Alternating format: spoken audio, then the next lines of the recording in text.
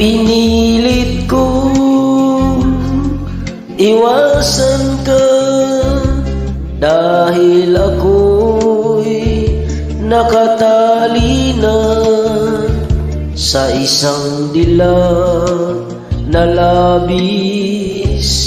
Minahal ko ng tapat at hindi magbabago kailan pa man.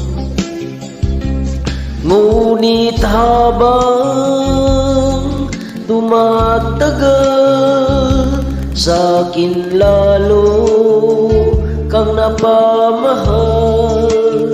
Ang puso ko'y nalilito dahil sa naramdaman.